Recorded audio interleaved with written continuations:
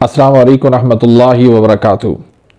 अल्हम्दुलिल्लाहि वस्सलातु वस्सलामु अला रसूलिल्लाहि अम्मा बाद।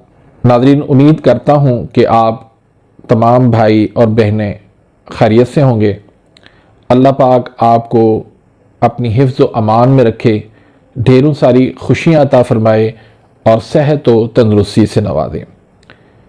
नाज़रीन, आज का जो हमारा टॉपिक है वो है बुखार क्यों होते हैं और उनका इलाज क्या है।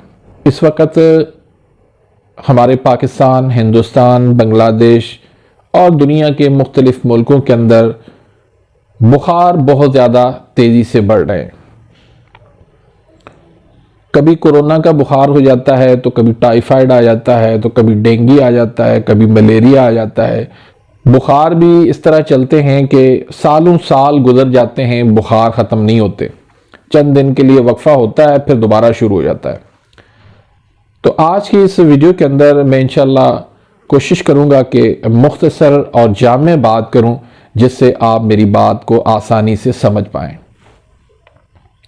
देखिए नाज़रीन, बुखार जितने भी हैं, कोई बुखार भी गर्मी का बुखार नहीं होता, यानी हरारत की ज़्यादती से बुखार नहीं होता। हमेशा जितने भी बुखार हैं वो हरारत की कमी से होते हैं। हकीम दोस्त मोहम्मद साबिर मुल्तानी रहमतुल्लाह अलैह, उन पर अल्लाह पाक करोड़ों रहमत नाज़िल फरमाए, उन्होंने भी फरमा दिया था कि गर्मी वाला बुखार कोई नहीं होता। और हमने अपने तजर्बात में देखे हैं कि जितने भी मरीज़ आते हैं बुखार के, जितने भी हमने देखे हैं, तो हमेशा हरारत की कमी से ही बुखार होते हैं। नाज़रीन, बुखार कैसे होते हैं? देखिए नाज़रीन, जब ब्लड का दिमाग में इज्तिमा हो रहा होता है, यानी ब्लड की सर्कुलेशन सारी दिमाग की तरफ होती है, तो उससे क्या होता है, दिमाग पे बोझ बनता है, दिमाग पे भारीपन आ जाता है और दिमाग और आसाब पे जब सोजिश बन जाती है तो उस सोजिश के नतीजे में बुखार आते हैं। तो नाज़रीन, जब दिमाग पर ब्लड की सर्कुलेशन ज़्यादा हो रही हो, आसाबी उज़लाती तहरीक होती है, यानी आसाब का ताल्लुक जो है वो उज़लात से होता है। आसाब का जो एक पार्ट है जिसको हम हुक्म रसा आसाब कहते हैं, इंग्लिश में इसको सेंसरी नर्व कहते हैं। उज़लात को ये हुक्म पहुंचाता है। इसका एक काम ये भी होता है कि जिस्म में जो सर्दी होती है, सर्दी एक कैफियत है, तो उसको बैलेंस में रखना,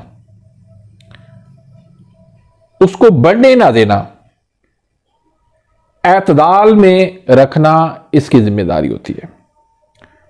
लेकिन जब वो एतदाल बाकी ना रहे, बैलेंस ना रहे, उसके अंदर शिद्दत आ जाए, तो फिर ये तहरीक आसाबी उज़लाती जो है वो गैर तबई बन जाती है। यहां से जो है वो मर्ज का आगाज हो जाता है। तो इस वजह से जिस्म के अंदर हरारत की जो है वो कमी हो जाती है।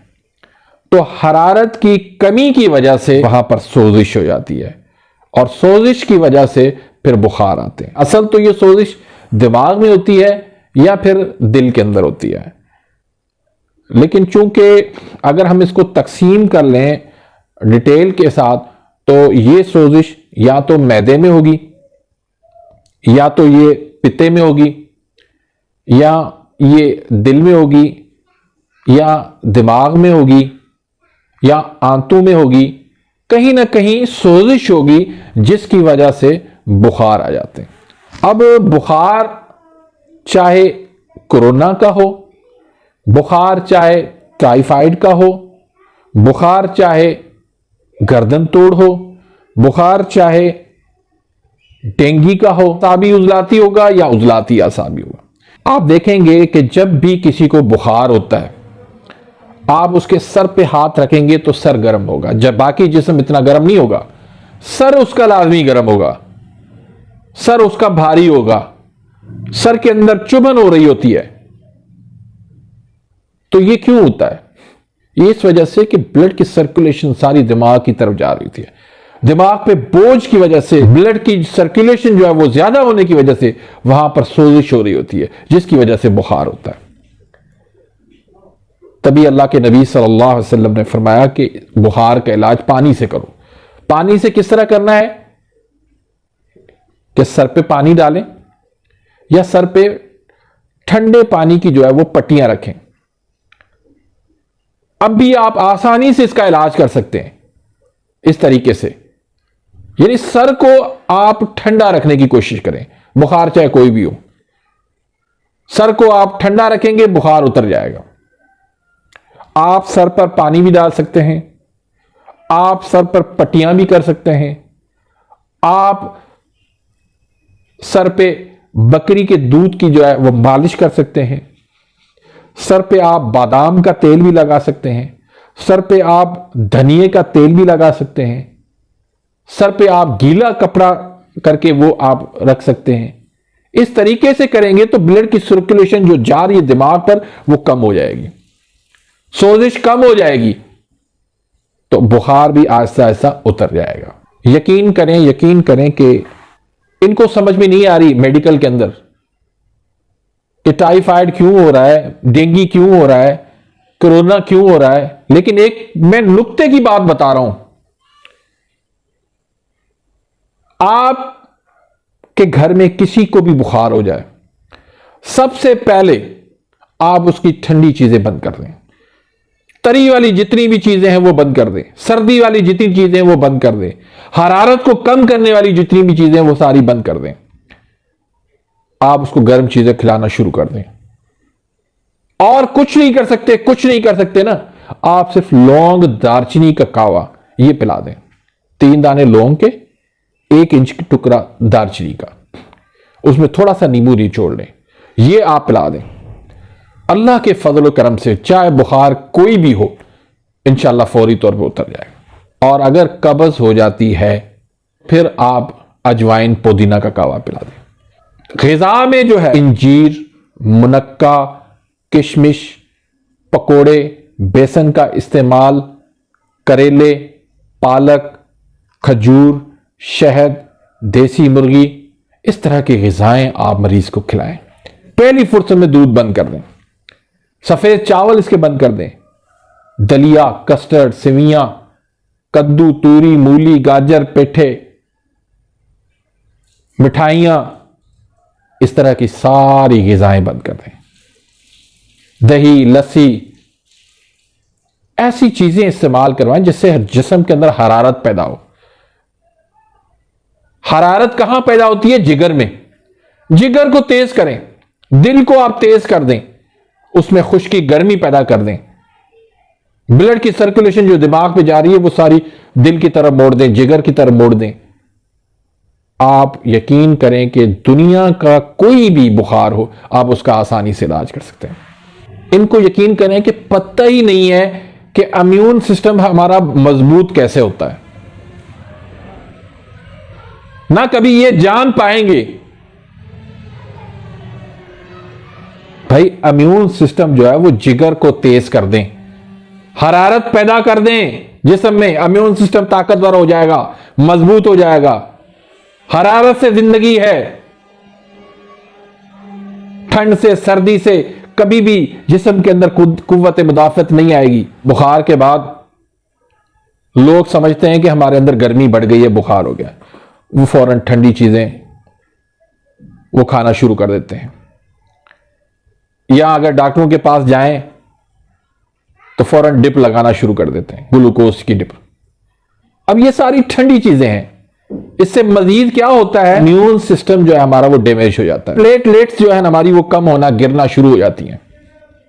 जब प्लेटलेट्स कम हो जाएं, खून कम हो जाता है और ब्लड प्रेशर लो होने लगता है, कै जैसी कैफियत हो जाती है, जिस्म के अंदर जान नहीं रहती। और इसमें एक बहुत बड़ा किरदार जो है डर और खौफ का भी है। हमें कोरोना से डरा डरा के जो है कोरोना को बढ़ा रहे हैं ये लोग। आपको याद होगा मियां नवाज शरीफ साहब उनको जब सजा हुई तो उनके फौरन प्लेटलेट्स जो है वो कम हो गए। ऐसे बहुत सारे और भी जो बाहर भागे गए उनके भी प्लेटलेट्स कम हो जाते हैं। वजह क्या है? वजह यह है कि जब उनके पर डर और खौफ वो तारी हो जाता है तो उससे इम्यून सिस्टम डैमेज होता है और प्लेटलेट्स जो है वो फौरी कम होना शुरू हो जाती है। तो जब ये कैफियत हो, आपको ऐसे मरीज मिले, तो उनका इलाज आपने किस तरह करना है वो मैंने आपको बता दिया। ग़िज़ा में खुसूसी तौर पे ख्याल रखना है और इलाज के लिए आपने 3 नुस्खे जो है देने। तो इस तरह आप इलाज करें। अल्लाह के फजल करम से बुखार कोई भी हो, आप उसका फौरी इलाज कर सकते हैं। अब यहां पर एक सवाल ये उठता है कि अक्सर बुखार गर्मियों में क्यों आते हैं, ये सवाल होता है। तो भाई इसका जवाब ये है कि गर्मियां हम समझ के हम सिर्फ ठंडी चीजें इस्तेमाल करते हैं। हम दूध पीते हैं, हम लस्सी पीते हैं, दही का इस्तेमाल करते हैं, खीरे का इस्तेमाल करते हैं, कस्टर्ड, सेवियां, सफेद चावल, ठंडा पानी, कोल्ड ड्रिंक, इस तरह की हम चीजें इस्तेमाल करते हैं। तो अब जब पहले ही जिस्म में हरारत की कमी है तो मजीद आप जब ठंडी चीजें इस्तेमाल करेंगे तो लाजमी बात है सोजिश बनेगी, सोजिश से फिर बुखार आएंगे। बुखार चाहे टाइफाइड का हो, बुखार चाहे मलेरिया का हो, बुखार चाहे डेंगू का हो, बुखार चाहे गर्दन तोड़ का हो, इन तमाम बुखारों के लिए ये नुस्खे आप इस्तेमाल करवाएं। अल्लाह के फजल करम से आसानी से आप बुखारों का इलाज कर सकते हैं। अगर मेरा आपने चैनल सब्सक्राइब नहीं किया तो प्लीज़ सब्सक्राइब कर दीजिए, बेल आइकन घंटी के निशान को साथ में प्रेस कर दीजिए ताकि मेरी हर आने वाली लेटेस्ट वीडियो का नोटिफिकेशन आप तक पहुंच जाए और आप मेरी वीडियो से मुस्तफीद होते रहें। अपनी दुआओं में याद रखिएगा। मिलते हैं इंशाल्लाह नेक्स्ट वीडियो में, तब तक के लिए इजाज़त। अल्लाह हाफिज़।